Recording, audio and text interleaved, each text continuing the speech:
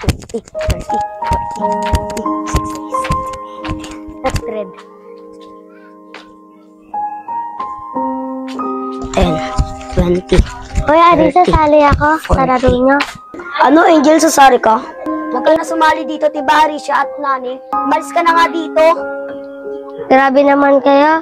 Sige, aalis na lang ako. Sige, tara na, laro na tayo.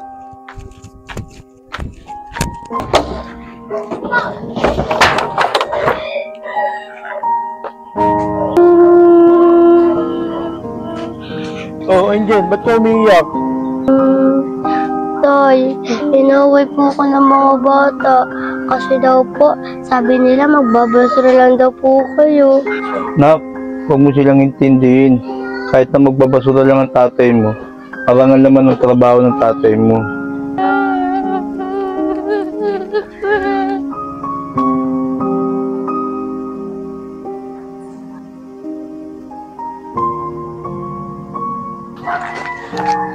Angel, nandiyan ka na ba?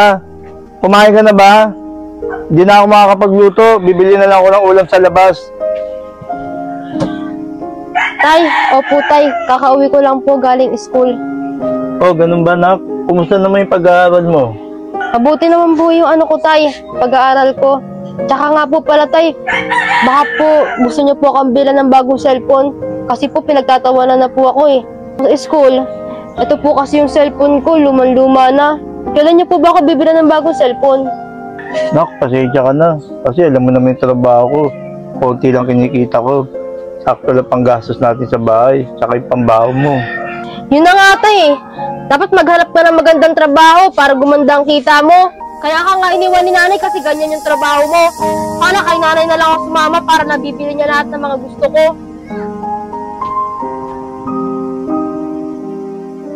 Ako, sana kung araw na ito marami magtapon ng basura. Para marami akong makalakal. Para marami akong may benta. Para pag umiling yung anak ko, meron ako ibibigay sa kanya. Oh, si Rawi yun ah. Anak ni Paring Lando yun ah. Oh, Rawi, bakit? Ikaw bang mag-akot ngayon ng basura? Eh, nasa yung tatay mo? Opo, Kuya Agustin. Ako po yung mag-aakot ng basura. Kasi po si tatay may sakit. Hanggang may sakit po siya, ako muna po yung mag-aano ng basura. Ah, ganun ba, Rawi? Tara, gaan natin para makarami tayo ng kalakal. Sige po. Buti na lang, Angel, maaga tayong pinauwi. Pwede pa tayong mamasyal. Oo nga eh, pero tara daan natin si Daisy Jane. Sige. Oh, di ba Kuya Agustin? Anak mo yun? Si Angel? Angel, anak! Tara na, bilisan natin. Angel, tatay mo ba yun? Tinawag kang anak eh. Hindi no, tatay ko nasa abroad. Sige na, Tara na, bilisan natin. Agustin, di ba anak mo yun? Bakit di ka pinansin? Ah, yun, Rawi. Wala yun. Siguro nagtatampo pa rin siya sa akin. Kasi hindi ko naibigay yung gusto niya eh. Grabe naman po yung anak niyo. Ako nga po eh. Lahat po ng gusto ko, di po nabibigay ni tatay. Di naman po ako nagagalit eh. Kasi po, ganito lang po yung buhay namin. Tara na nga, Rawi. Baka maayak pa ako sa'yo. Sige po, Kuya Agustin. Jel, tara na. Mag-aayin na ako para makakain na tayo. Ay, baka pwede nyo naman akong bilhan na bagong sapatos. Luman-luma na kasi to eh. Elementary pa lang, gamit-gamit ko na to. Kaya mo na, pagsahod ko sa pagbabasura ko. At saka, pag marami ako nakuha kalakal, ibibili kita ng sapatos. Pagsagaan mo na muna yung sapatos mong yan. Kasi wala pa tayong pera. Ano ba yan? Lagi na lang walang pera?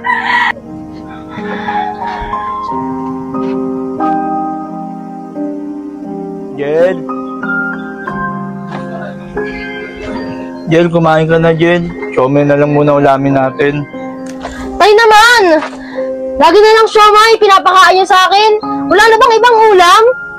Nak, pasensya ka na. Kasi nadili ang sweldo ko sa trabaho. Saka kakunti lang nakuha namin kalakal. Kaya ito lang nabili kong ulam. Sinabi nang ayaw ko na eh! Ikaw kumain yan! Makaalis na nga lang!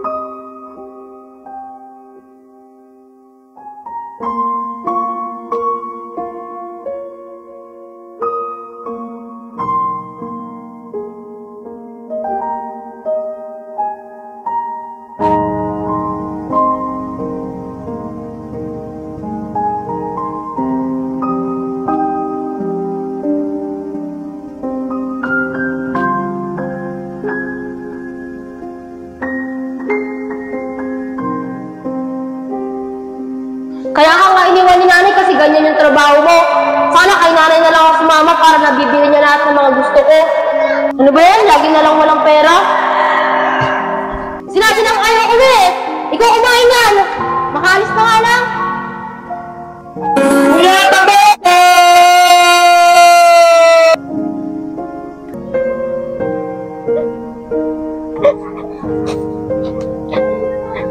Tay, tatanong muna kita.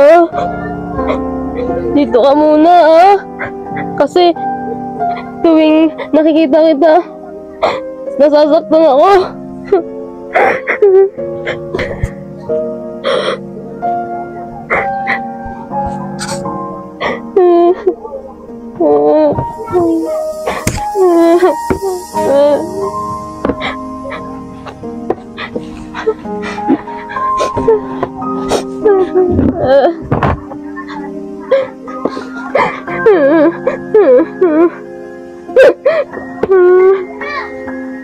Anak, pasensya ka na kung hindi ko may bigay ang lahat ng karangyaan na gusto mo. Anak, hayaan mo, gagawin ko ang lahat. May bigay ko lang ang gusto mo. Kaya nung kailangan mo ng bagong cellphone at sapatos, anak, nag-ipon talaga ako ng pera. May bili ko ang lahat ng gusto mo.